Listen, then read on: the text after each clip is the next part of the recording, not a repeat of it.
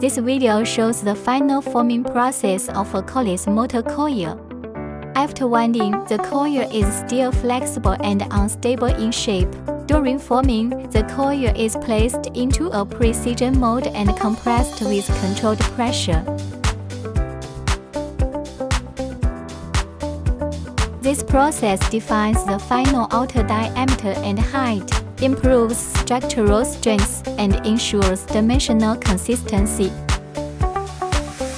Proper forming is critical for high-speed rotation, low vibration, and long-term reliability of coilless motors.